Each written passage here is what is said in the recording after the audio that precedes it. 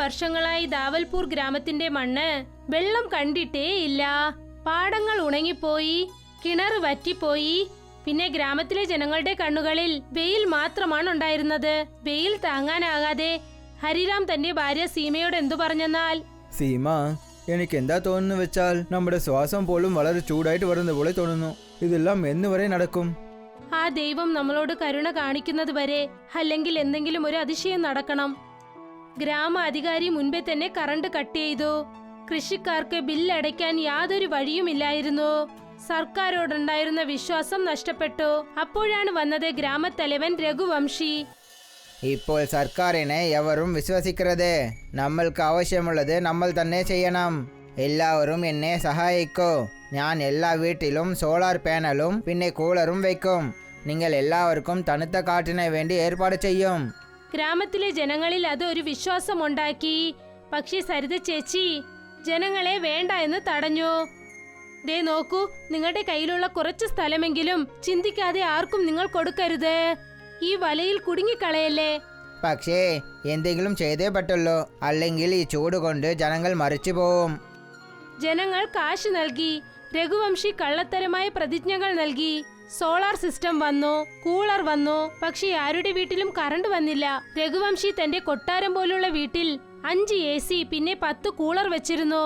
ഗ്രാമത്തിലെ ജനങ്ങളെ ഗേറ്റിൽ നിന്നും തന്നെ തുരത്തി. ആ മനുഷ്യൻ നമ്മൾ എല്ലാവരെയും മോശം ചെയ്തു. ഞാൻ കഷ്ടപ്പെട്ടുണ്ടാക്കിയ കടശി കാശും പോയി. ഇനി എന്തു ചെയ്യാൻ പോകുന്നു? ഹരിറാമിന്റെ കണ്ണുകളിൽ ഉറക്കമില്ല, വിയർപ്പ് മാത്രമേ ഉണ്ടായിരുന്നുള്ളൂ. ഉച്ച സമയത്ത് സൂര്യൻ ആകാശത്തിന്റെ നടുക്ക് വന്നപ്പോൾ അദ്ദേഹം കയ്യിൽ ഒരു വീശറി എടുത്തുകൊണ്ട് വരണ്ടു കിടന്ന ആറിനടുത്ത് ചെന്ന് ഇരുന്നു. ഒരു പക്ഷേ കുറച്ചുപോലും കാറ്റ് വീശിയാൽ മതി, കുറച്ചുപോലും ഉണ്ടായാൽ മതിയായിരുന്നു. അപ്പോഴാണ് അവിടേക്കൊരു സ്വാമിജി വന്നത്. അദ്ദേഹത്തിന്റെ കണ്ണുകളിൽ പ്രകാശവും മുഖത്തൊരു രഹസ്യവും ഉണ്ടായിരുന്നു. മോനെ, ആ വീശരി എൻ്റെ അടുത്ത് താ. ചൂട് ഒരുപാട് അധികമായിട്ടുണ്ട്. പിടിച്ചോളൂ സ്വാമി. പക്ഷേ ഇത് വളരെ പഴയതാണ്. ഇത് അധികം കാറ്റ് തരില്ല. നിന്റെ മനസ്സ് ശുദ്ധമായിട്ടുണ്ട്. നീ എനിക്ക് ശുദ്ധമായ മനസ്സോട് ഇത് തന്നു. ഇപ്പോൾ ഇത് എൻ്റെ മുറയാണ്. നിങ്ങള് ഈ പഴത്തിനെ കഴിച്ചിട്ട് ഉറങ്ങൂ. ഏ സ്വപ്നം വരുന്നുവോ അടുത്ത ദിവസം അങ്ങോട്ട് പോ. നിനക്കുള്ള ഉത്തരം അങ്ങനെയാണ് ഉള്ളത്. ഇങ്ങനെ പറഞ്ഞിട്ട് സ്വാമിജി അവിടെ നിന്നും പോയി. ആർക്കും ഒന്നും മനസ്സിലായില്ല. ഹരിറാം ആ പഴം എടുത്തുകൊണ്ട് വീട്ടിലേക്ക് വന്നു. ആ സ്വാമിജിക്ക് വട്ടായിരിക്കുമോ? സ്വപ്നത്തിൽ ആർക്കെങ്കിലും പ്രശ്നത്തിന് പരിഹാരം കിട്ടുമോ? എന്തിനാണ് അറിയില്ല, പക്ഷേ ഞാൻ അതിനെ വിശ്വസിക്കുന്നു. ഒരു പക്ഷേ ഇതാണ് അവസാനത്തെ വിശ്വാസം. ഹരിറാം ആ പഴം കഴിച്ചു. അദ്ദേഹം കണ്ണു മൂടിയതും തന്നെ ഒരു വിചിത്രമായ സ്വപ്നം അദ്ദേഹത്തിന് വന്നു. ഞാൻ എങ്ങോട്ടാണ് വന്നത്?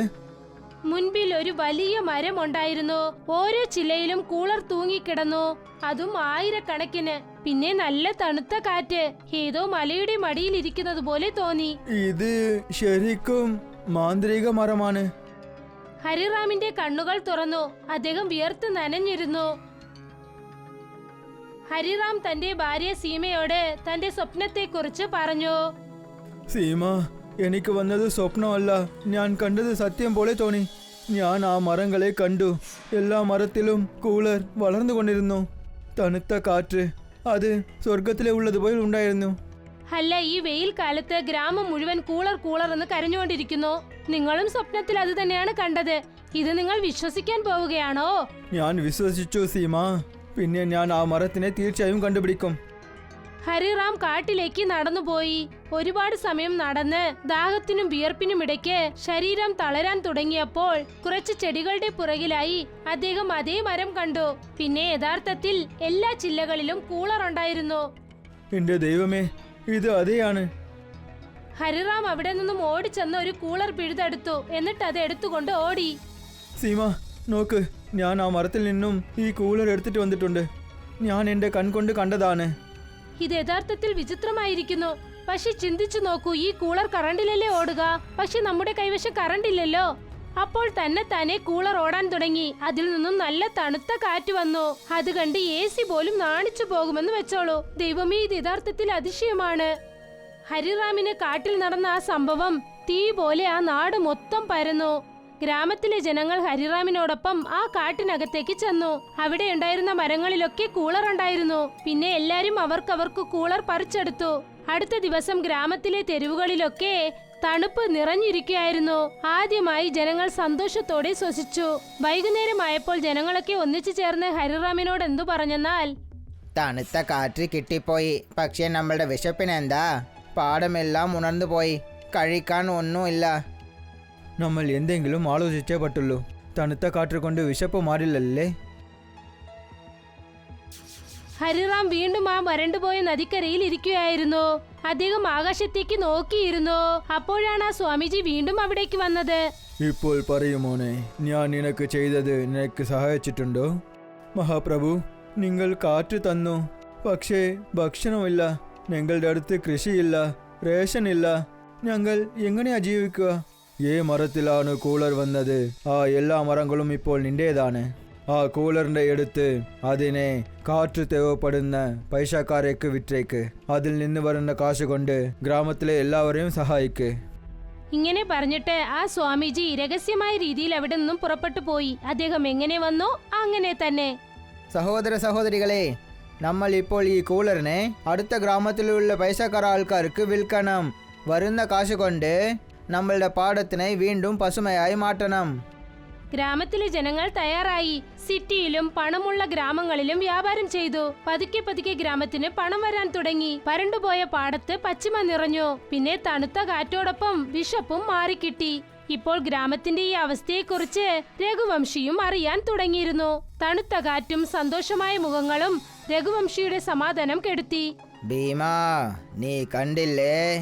ഈ ഗ്രാമം പൂർത്തിയായി മാറിയിട്ടുണ്ട്. എല്ലാ വീട്ടിലും കൂളറുണ്ട്. ആ കൂളർ അവർക്ക് എങ്ങനെയാ കിട്ടിയതെന്ന് അറിയില്ല. അത് കറണ്ട് ഇല്ലാതെ ഓടുന്നു. ഇപ്പോൾ അവരുടെ അടുത്ത് പൈസയും വരാൻ പോവുകയാണ്. ഇങ്ങനെ തന്നെ പോയാൽ പിന്നെ അവരുടെ പാടവും പശുമയായി മാറും. പിന്നെ എവരിനും എൻ്റെ സഹായം ആവശ്യമില്ലായിരുന്നു.